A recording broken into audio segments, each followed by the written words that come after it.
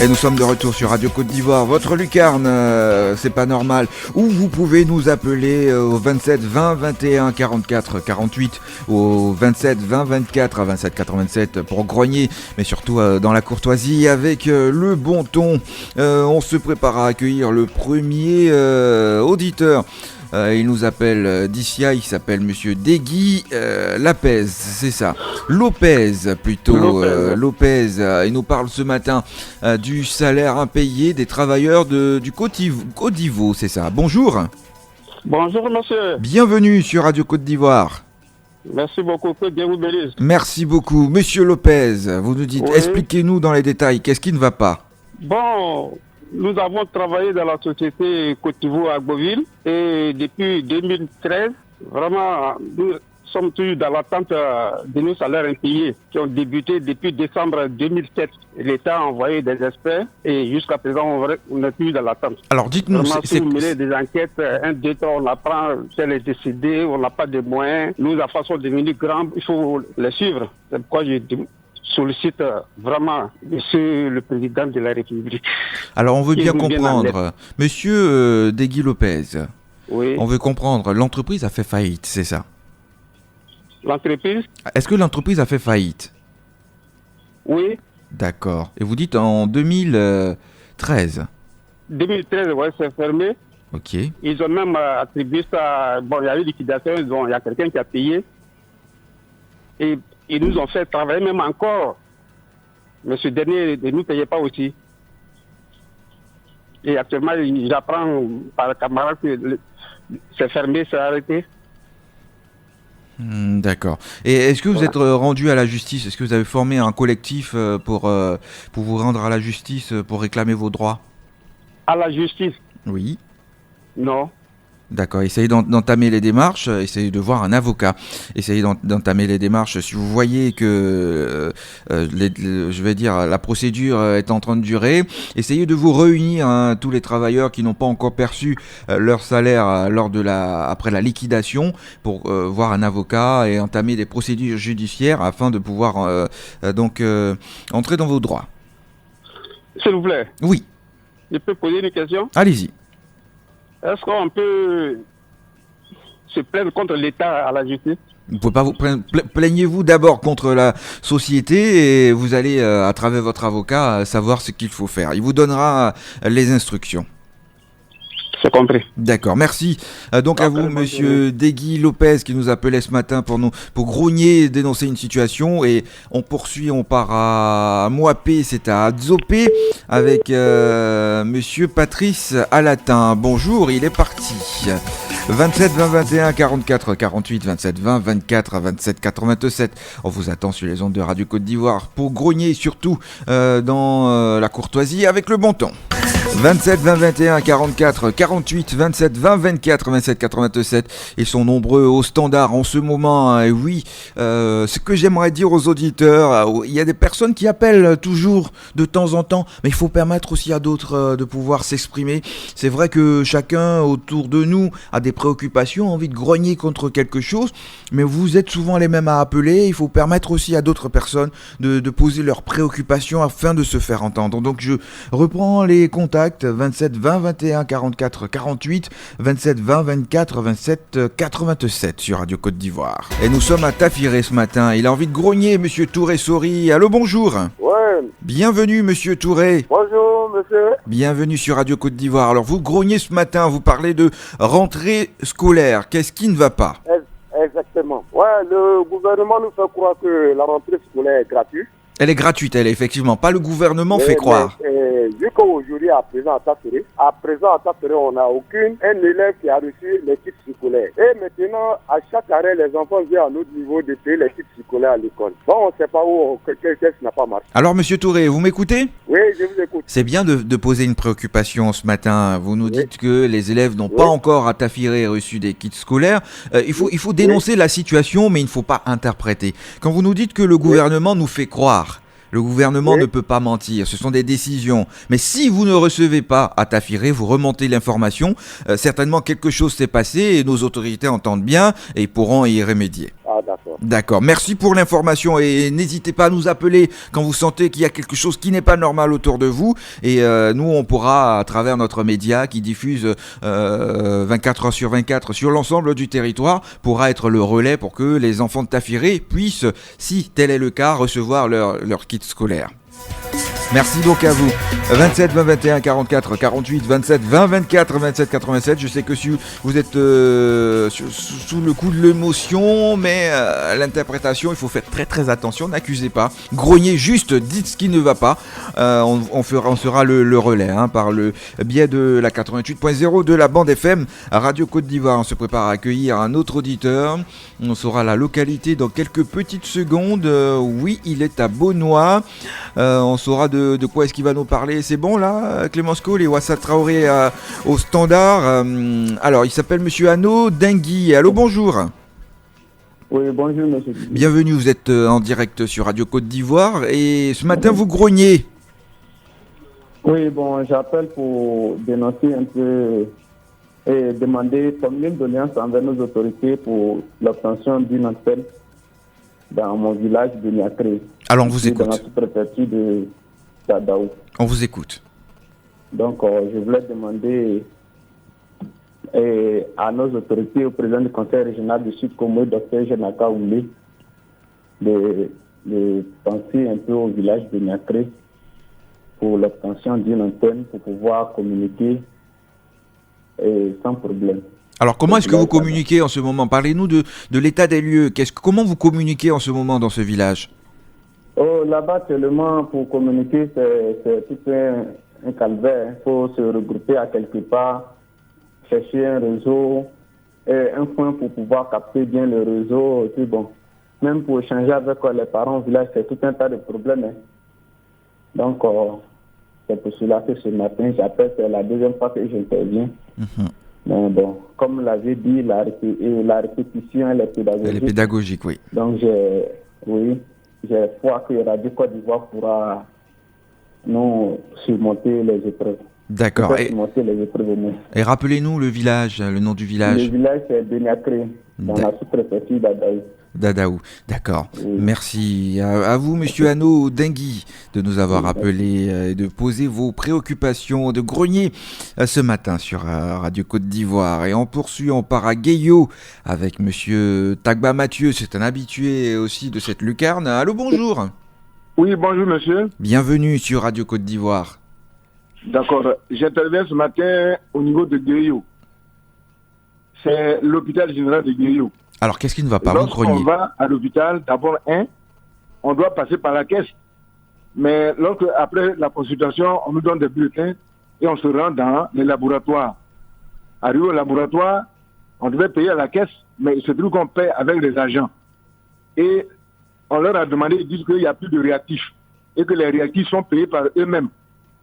Et donc, eux, ils se débrouillent pour payer les réactifs. Et donc, la caisse est déviée. Et quand c'est comme ça, c'est une injustice. Ceux qui devaient rentrer en caisse, on ne sait plus combien qui rentrent dans la caisse. Et quand on leur a demandé, ils disent que c'est parce que lorsqu'ils font les versements, les réactifs ne viennent pas au moment où il faut pour qu'ils puissent faire les analyses. Donc ils se débrouillent pour avoir des réactifs. Moi, je trouve que c'est une mauvaise procédure. Et vous grognez ce matin contre cette façon de faire, n'est-ce pas? Je grogne ce matin contre cette façon de faire. Parce qu'en fait, on devait payer à la caisse. Il se trouve qu'on ne paye pas à la caisse. Et les infirmiers disent que l'argent, quand ils finissent de verser l'argent, le ministère n'envoie pas les réactifs au moment donné. Donc, ce n'est pas une bonne chose. Ils n'ont qu'à envoyer les réactifs au moment donné. Comme ça, les infirmiers vont travailler convenablement. Et est-ce qu'ils vous donnent au moins un reçu? Il n'y a pas de reçu. Vous le faites comme ça, et vous... On fait comme ça. On paye avec ceux qui sont au laboratoire directement et on ne sait pas si ils versent ou ils ne versent pas, on ne sait plus. Ou s'il y a une, c'est-à-dire s'il y a une surfacturation, tout ça, vous ne savez pas. On ne sait même pas si c'est une surfacturation, on ne connaît même pas le prix exact. Ok, d'accord. Rappelez-nous, c'est l'hôpital de Gueyo. Le village général de Gueyo. De Gueyo, d'accord. Le ministère de la Santé est interpellé ce matin sur ce cas. C'est vrai qu'il nous dit qu'il faudrait vérifier pour avoir plusieurs versions et régler ce problème. Merci donc à vous, monsieur Tagba Mathieu. On poursuit 27 20 21 44 48 27 20 24 27 87.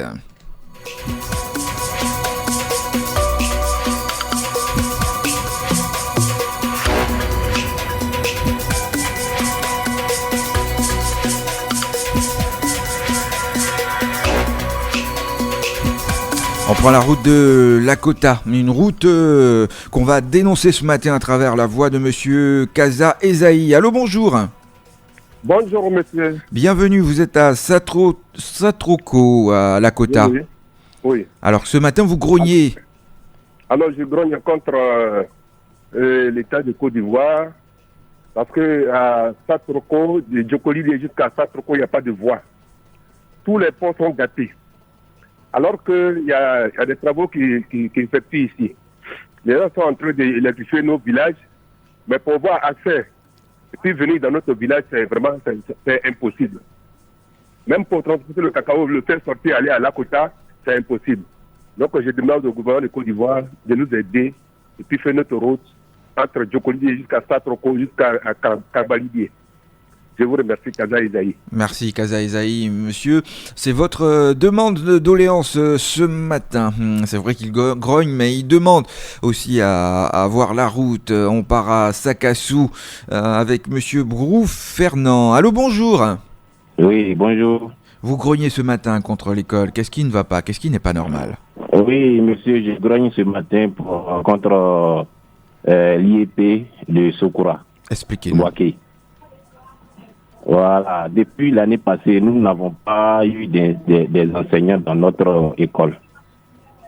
EPP Mbrakro. Et quel genre d'enseignants? Des enseignants des écoles primaires. École primaire. Il n'y a pas du tout d'enseignants? Oui. Pas du tout. Nous avons eu qu'un seul enseignant pour les 6 classes. Pour les 6 classes. Nous étions allés voir madame l'inspectrice et elle nous a fait croire que il y a des enseignants qui vont être recrutés, qu'elle va nous donner aussi. Depuis l'année passée. Pour cette année encore, rien n'est encore fait. Donc, monsieur, nous en souffrons. Alors, comment font vos enfants pour suivre le programme scolaire? Allô, vous m'entendez? Oui. Comment font vos enfants pour suivre le programme scolaire? Bon, l'année passée, nous avons cherché deux gens de notre village pour nous aider. Que vous avez payé? C'est nous qui les payons. D'accord. Oh là là. Donc c'est un calvaire. C'est un calvaire. On va faire un récapitulatif parce que nous souffrons. L'accès à l'éducation, c'est primordial. Donc, on va faire un récapitulatif. Donnez-nous le nom de l'établissement. Le code de l'établissement, le nom plutôt. Le nom de l'établissement. EPP Mbrakro. Et c'est situé où? C'est situé à Boaké, une quinzaine de kilomètres. D'accord. Et là, vous n'avez pas d'enseignant? Qu'un seul enseignant? Rien. Nous avons qu'un seul enseignant. Pour 6 classes? Pour les 6 classes. D'accord. Bien entendu. Merci donc à vous. C'est pas normal. Monsieur Brou Fernand, le ministère de l'Éducation nationale est interpellé ce matin afin que ce problème soit résolu. On poursuit dans cette lucarne, c'est pas normal. 27 20 21 44 48 27 20 24 27 87. Oui, dans quelques instants, nous allons prendre la direction de Dautré. Évidemment, oui, nous allons rencontrer Monsieur Malamine Dramé, c'est ça. Il va nous expliquer ce qui ne va pas et pourquoi est-ce qu'il a envie de grogner ce matin. Oui, il nous parle de la route, me fait dire Clémence Cole. Allô, bonjour. Oui. Bienvenue, bonjour, vous êtes en direct sur Radio Côte d'Ivoire. Oui, monsieur, c'est monsieur Malamine Dramé. Oui. J'appelle lundi très précisément Edinti. D'accord, dites-nous, qu'est-ce qui ne va pas? Vous parlez pour de route. Ok, on vous écoute. Vraiment, depuis un moment donné, la santé d'Abidjan a pris notre terrain par rapport à la route. Bon, on nous a dit que vous nous dédommagez depuis lors, jusqu'à presque un an maintenant, on n'en sait rien, on ne sait pas plus que ça s'adresser. Alors, on va faire un récapitulatif, on va revenir sur l'histoire. Vous habitiez à un endroit où vous avez été déguerpi? On n'est pas encore, on est encore là, mais il faut aller nous recenser pour dire que nous dédommager. Oui. On a presque 1000 et quelques personnes. C'est pas la route du Saint-Sud d'Abidjan, là. Vous voyez, il reste 4 là. Oui, c'est ça. Voilà.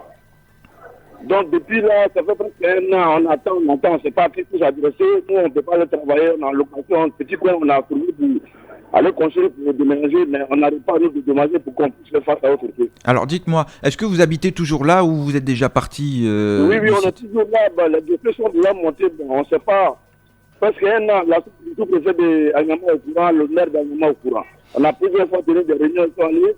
Aller évaluer le terrain, la maison qu'on a bâtie sur le terrain, tout ça là. Alors, ce que je vais vous dire ce matin, c'est vrai que vous dénoncez cette situation, on ne sait pas grand-chose, mais ce que je peux vous dire que c'est un processus. Hein.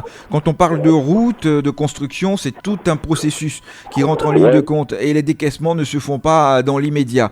Donc c'est en fonction du processus que vous allez pouvoir entrer dans vos fonds. Si vous avez été recensé, que votre dossier est accepté, je sais que tout au long du calendrier, un processus, il y a un calendrier pour que vous puissiez percevoir votre argent. C'est vrai que ça fait un an, mais je vous demande de patienter et de ne cesser de nous appeler si vous trouvez que la situation perdure. Oui, d'accord, monsieur. D'accord, merci. Merci beaucoup de nous appeler pour vous faire entendre ce matin et de dénoncer cette situation pour vous qui perdure. Hein. Et ce matin, vous avez besoin de rentrer dans vos fonds puisque vous avez été recensé. Reste à savoir si votre dossier a été retenu. On part à Guiglo ce matin avec monsieur Siaka Fofana. Bonjour. Oui, bonjour monsieur, comment allez-vous? Ça va bien. Et vous, on a l'impression que vous allez grogner ce matin. Oui. Qu'est-ce qui n'est pas normal? Vraiment, ça fait des années, on souffre sur la voie Guiglo, la voie est complètement dégradée. Quand on entre les cars, les routes sont coupées, il y a des remorques, il ne peut pas monter les portes, tout est blindé. On peut passer toute une semaine, ça ne va même pas. Alors que c'est une voie qui est bien pratiquée, c'est trop pratiqué par les véhicules, tout ça là. On ne sait pas si on a les députés, on a maire, conseil régional, on ne sait pas. Depuis la route, là, ça fatigue la population. On ne sait pas si on a encore du bois ou pas. Vraiment, je demande pardon au président de penser à nous. On souffre ici, vraiment. Merci. Monsieur Siaka Fofana, c'est un cri de cœur ce matin, on vous écoute avec attention. C'est vrai, hein, le président de la République, à travers un programme et des programmes aussi, essaie de faire ce qu'il peut pour aider les différentes localités de la Côte d'Ivoire à se développer, bien sûr par la route. Et je sais que vous allez faire partie du programme des routes. Merci à vous de dénoncer cette situation ce matin et vous grognez. Vous avez besoin de route chez vous. Hein. Voilà, comme on le dit, la route précède le développement. On part à Zoukougbe avec monsieur Irazi Simplice. Bonjour. Il sera là dans quelques instants. En attendant, je pense que c'est le dernier qu'on aura. 27 20 21 44 48. 27 20 24 27 87. Direction Yamoussoukro pour terminer ce matin avec monsieur Bateau Thomas qui grogne ce matin contre le réseau téléphonique. Allô, bonjour. Oui, bonjour monsieur. Vous êtes en direct sur Radio Côte d'Ivoire, alors dites-nous ce qui n'est pas normal avec le réseau téléphonique. D'accord, ce qui n'est pas normal chez nous, moi je suis de Biancouma. Mon village c'est dans les 2. Là-bas pour appeler c'est très difficile. Donc je demande à des gens des réseaux d'aller installer un réseau chez nous là-bas. Voilà, c'est pour cela que je vous appelle ce matin. D'accord, c'est bref, c'est concis, c'est précis. Merci à vous, monsieur Bateau.